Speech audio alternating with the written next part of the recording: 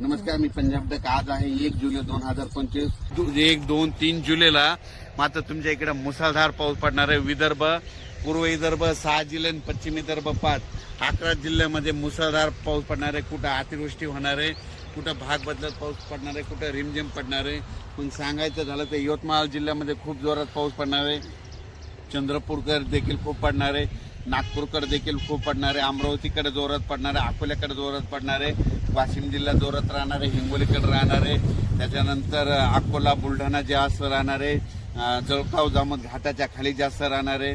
जळगावला जास्त राहणार आहे. तिकडे पाऊस पडत असल्यामुळे त्याच्यामुळे जालन्याला देखील पाऊस पडणार आहे. संभाजीनगरला देखील पडणार आहे. म्हणजे सांगायचं झालं तर पूर्व आणि पश्चिम विदर्भ 11 जिल्ह्यामध्ये चांगला पाऊस पडणार आहे.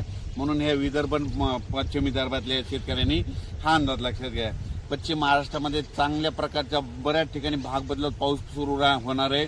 सांगलीकडं, साताऱ्याकडं, त्याच्यानंतर पंढरपूरकडे देखील, नगर जिल्ह्यात देखील बऱ्याच ठिकाणी पाऊस सुरू होणार आहे.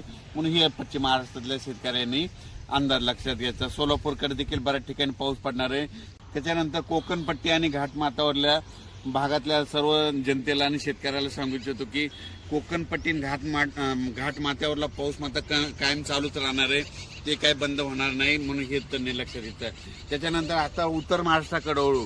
उत्तर महाराष्ट्राकडे सांगायचं झालं तर नाशिक जिल्ह्याकडे जोरदार पाऊस सुरू राहणार आहे. त्यांचा पाऊस काही बंद होणार नाही. म्हणून हा अंदाज त्यांनी लक्षात घेतला. धुळे, नंदुरबार, जळगाव या 40गाव, पारोळा या ठिकाणी 3 जुलैपर्यंत जोराचा पाऊस राहणार आहे. म्हणून हे अंदाज लक्षात घ्यायचा. गुजरात, मध्य प्रदेश आणि राजस्थानकडे पाऊस पडत असल्यामुळं त्याचा असर आपल्या महाराष्ट्रावर उभी होणार आहे. म्हणून हे त्यांनी लक्षात घ्यायचं.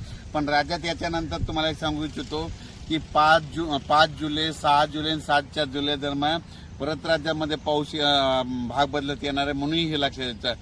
त्याच्यानंतर 10 जुलै ते 15 मध्ये देखील राज्यात पाऊस असणार आहे.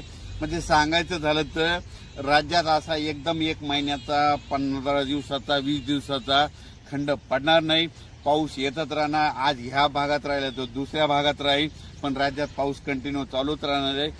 अचानक वातावरणात बदल झाला तर लगेच